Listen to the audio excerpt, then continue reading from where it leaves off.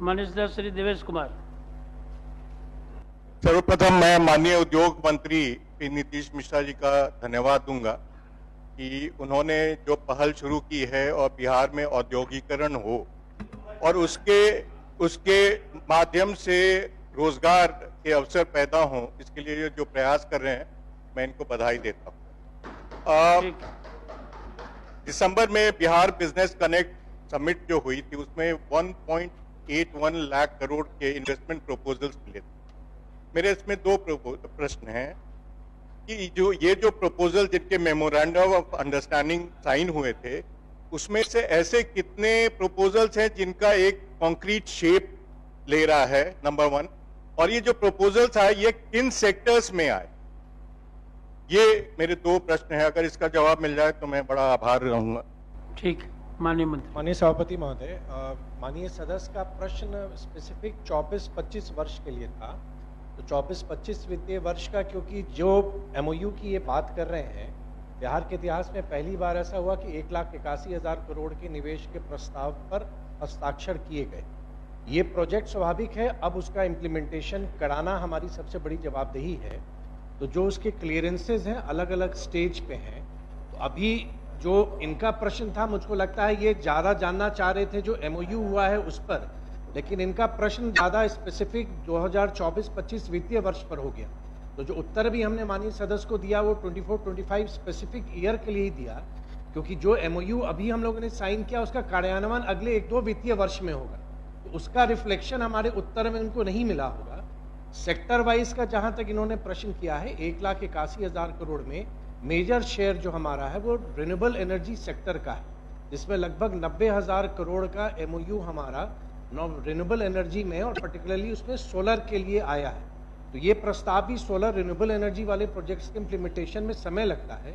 उसके अलावा जो स्पेसिफिक सेक्टर वाइज उन्होंने मांगा है वो इनको हम तुरंत उपलब्ध करा देंगे, लेकिन वो मैन्युफैक्चरिंग से लेके फूड प्रोसेसिंग, IT, हॉस्पिटैलिटी सब पर है। और 1,81,000 करोड़ में लगभग 72,000 करोड़ के जो क्लियरेंसेज हैं उन क्लियरेंसेज को हम लोगों ने दिया है।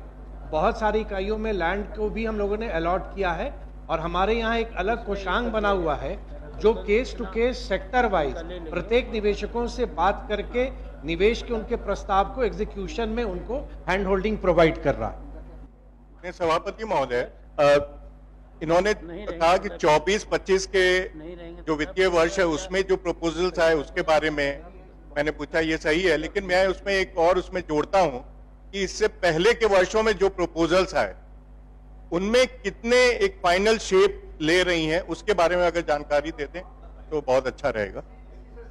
मेरा भी सप्लीमेंट्री है और वो ये है कि मैं ये जानना चाहता हूँ माननीय उद्योग मंत्री जी से कि एक इन्वेस्टमेंट को बिहार में आने में और लगने में कितना वक्त लगता है, नंबर 1।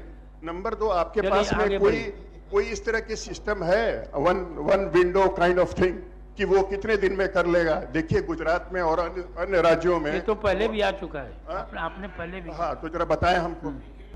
अध्यक्ष महोदय, माननीय सदस्य देवेश जी का जो प्रश्न है, तो 2016 में हमारी नई औद्योगिक नीति आई और विगत 8 वर्षों से भी अधिक समय में पूरा आंकड़ा अगर आपकी अनुमति हो तो हम प्रत्येक वित्तीय वर्ष पढ़ सकें या रख दीजिए, हम करा देते हैं, रख दीजिएगा, देख लेंगे। और माननीय सदस्य, जो सिंगल विंडो 2006 में जब माननीय मुख्यमंत्री जी के नेतृत्व में सरकार बनी उसी समय सिंगल विंडो सिस्टम हम लोगों ने प्रारंभ किया और उसी का परिणाम है कि 2016 से अभी तक लगभग 3,981 इकाइयों की स्वीकृति हम लोगों ने, आपने समय का आप एवरेज टाइम क्लियरेंस का, प्रोजेक्ट एग्जीक्यूशन तो प्रोजेक्ट टू प्रोजेक्ट वेरी करेगा। कोई प्रोजेक्ट 3 महीने में भी प्रारंभ हुए, हमारे यहाँ 52 दिन में भी टेक्सटाइल की यूनिट प्रारंभ हुई है। लेकिन जैसे सीमेंट की हम बात करें या रिन्यूएबल एनर्जी की हम बात करें तो वो टाइम टेकिंग है। और जहां तक SIPV का है तो प्राय 90 दिन के अंदर में ये हम लोग सुनिश्चित करते हैं कि जो SIPV के डिफरेंट डिपार्टमेंट से जो क्लियरेंसेज लेने होते हैं वो निवेशक को हम with in that time period उनको हम अप्रूवल देते हैं। ठीक।